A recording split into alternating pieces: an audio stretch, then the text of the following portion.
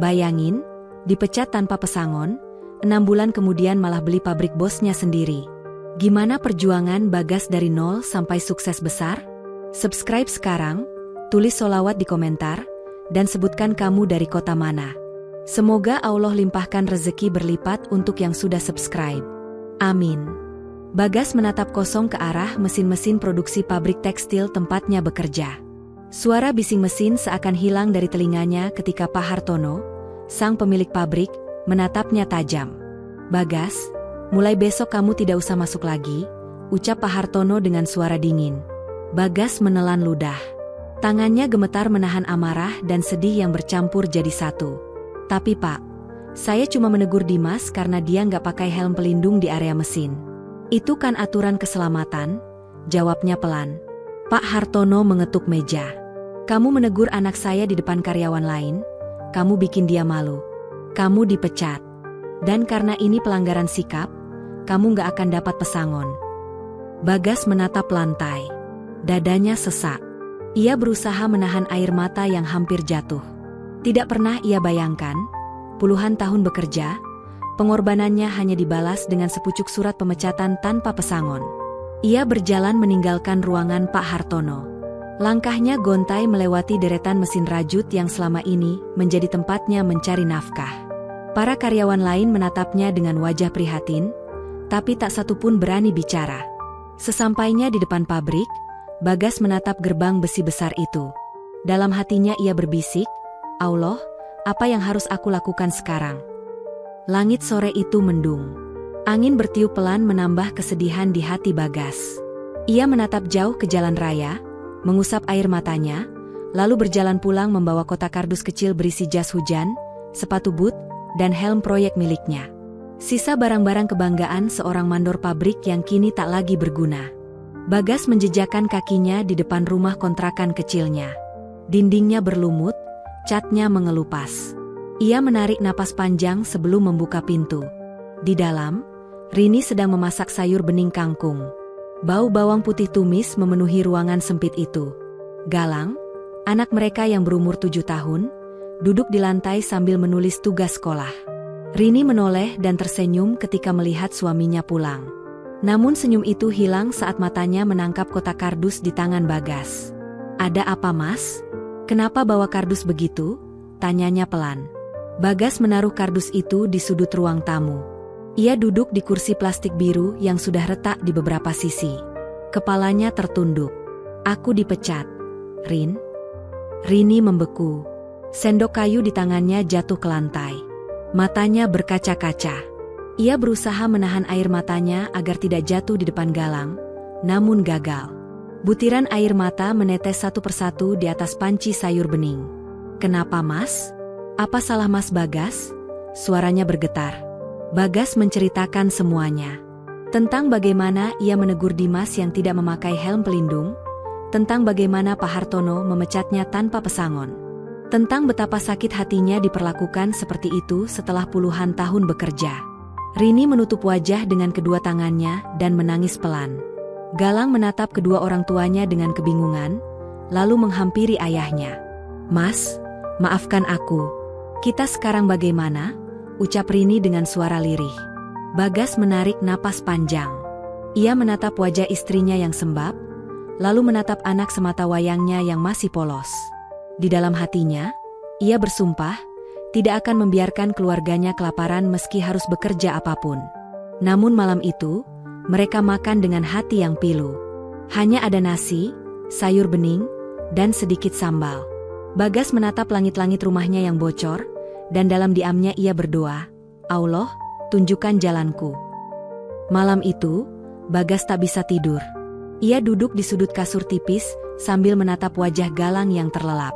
Di sebelahnya, Rini masih terisak pelan meski matanya terpejam. Bagas mengusap rambut istrinya dengan lembut, menahan air mata yang hendak jatuh.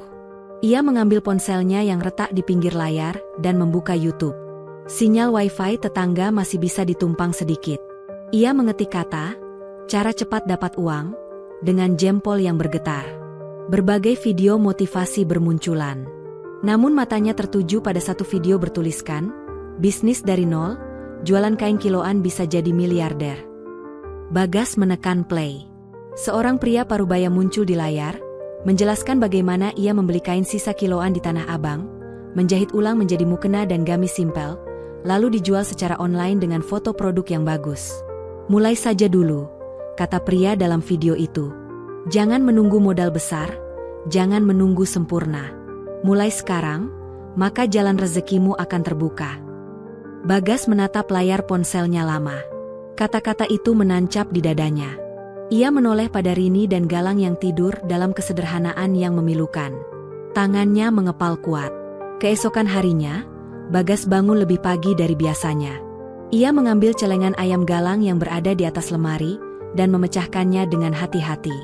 Ia hitung semua uang koin dan lembaran kecil di dalamnya. Ditambah dengan sisa uang tabungannya, total yang ia punya hanya 2 juta rupiah. Ia genggam erat uang itu sambil menatap langit-langit rumah. Dalam hati ia berbisik, Allah, jika ini jalanku, kuatkan aku. Aku akan berjuang, walau dari bawah. Pagi itu, udara Jakarta masih lembab saat Bagas menaiki angkot menuju stasiun Bojonggede. Di tangannya tergenggam erat uang 2 juta rupiah yang ia ikat dengan karet kecil. Hatinya berdegup kencang. Ia belum pernah belanja kain sendiri ke Tanah Abang seumur hidupnya. Biasanya, semua kebutuhan produksi diurus bagian pembelian pabrik. Di dalam KRL yang padat, Bagas berdiri berdesakan.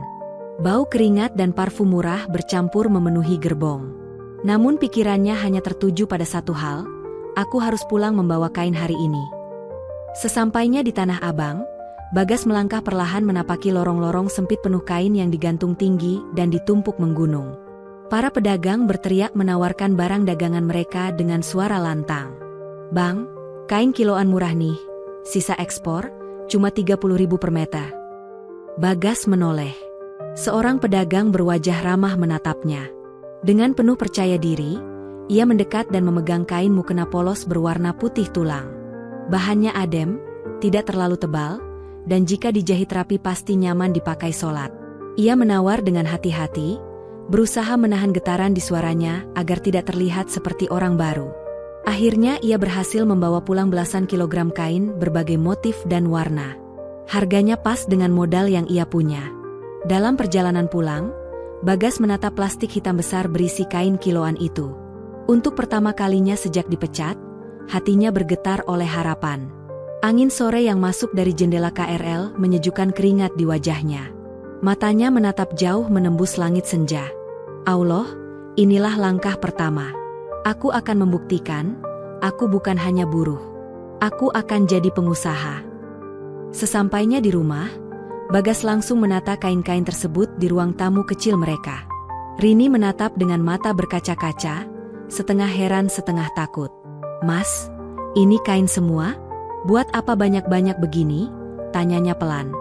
Bagas tersenyum kecil. Kita akan mulai usaha sendiri, Rin. Aku akan jahit mukena dan gamis dari kain ini, lalu jual online. Rini menatap suaminya lama. Ada haru dan juga takut di matanya. Namun ia tahu, inilah satu-satunya jalan mereka untuk bertahan hidup. Aku bantu ya mas, aku bisa menjahit lurus, walau belum rapi benar. Bagas mengangguk. Ia mengeluarkan mesin jahit tua warisan ibunya yang sudah berkarat di beberapa bagian.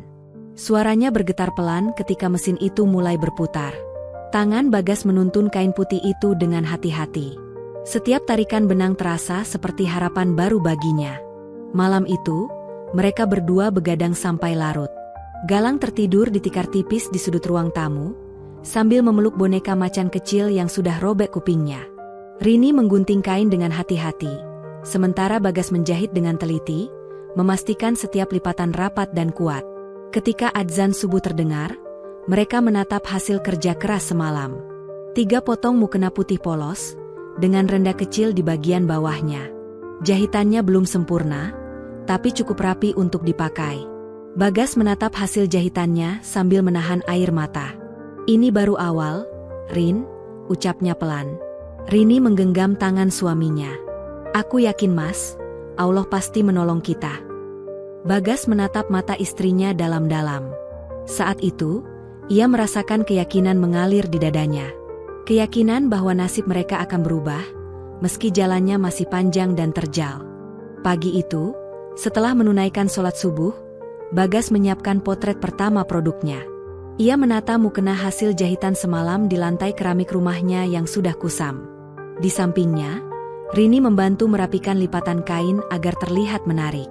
Bagas menggunakan ponsel lamanya untuk memotret. Ia menahan napas, memastikan gambar tidak blur meski kamera ponselnya retak di bagian sudut. Cahaya matahari pagi menembus jendela, membuat warna putih mukena itu tampak lebih bersih dan lembut. "Bagus mas, coba ambil dari samping sini juga," kata Rini sambil menunjuk sudut lain. Bagas menuruti saran istrinya. Setelah puluhan kali memotret dan memilih, akhirnya ia berhasil mengedit beberapa foto menggunakan aplikasi gratisan di ponselnya. Ia menulis nama tokonya di marketplace, Raja Mukena Official. Ia mengetik deskripsi produk dengan penuh kehati-hatian. Mukena putih polos, bahan adem dan nyaman dipakai sholat, jahitan rapi, harga terjangkau. Bismillah, semoga berkah. Setelah menekan tombol upload, Bagas menatap layar ponselnya lama sekali. Tangannya bergetar, hatinya berdebar cepat. Ia tidak tahu apakah ada orang yang akan membeli mukena hasil jahitannya. Namun dalam hatinya ia berbisik, "Allah, aku sudah berusaha, sisanya aku serahkan padamu." Hari itu, setiap beberapa menit sekali, Bagas membuka aplikasinya, menunggu notifikasi masuk. Namun hingga siang hari, belum ada satupun pesanan. Ia menatap layar ponselnya dengan tatapan kosong. Sore harinya, ketika ia sedang menjemur kain-kain baru hasil potongan Rini, tiba-tiba ponselnya berbunyi nyaring. Notifikasi marketplace menampilkan tulisan, "Selamat, satu produk mukena Anda terjual." Bagas menatap layar itu lama sekali. Matanya memanas, tangannya gemetar. Ia memanggil Rini dengan suara serak, "Rin, kita laku, mukena kita laku." Rini menatap suaminya dengan mata berkaca-kaca. Mereka berpelukan erat di halaman rumah, sementara angin sore berhembus pelan, membawa doa dan harapan mereka ke langit. Hari-hari berikutnya, Bagas dan Rini tidak pernah tidur lebih dari 4 jam. Setiap pagi mereka menjahit mukena, memotret, mengemas, dan mengantarnya ke agen pengiriman di gang depan. Pada hari ke-7 sejak upload pertama, Bagas terbangun pukul 3 dini hari untuk sholat tahajud.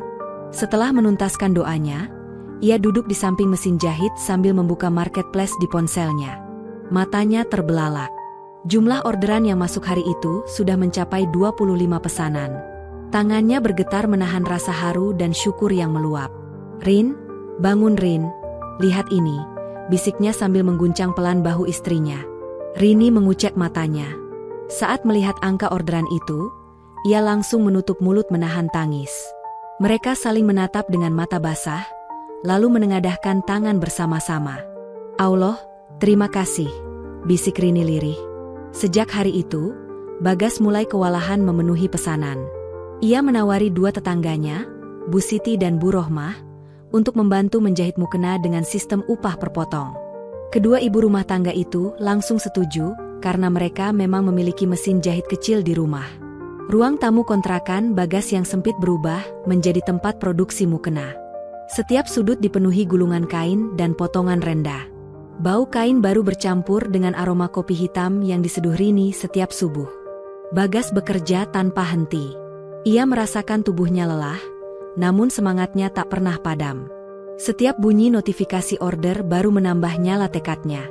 Suatu malam, ketika semua penjahit pulang dan Rini sedang menidurkan Galang, Bagas duduk sendiri di depan mesin jahit.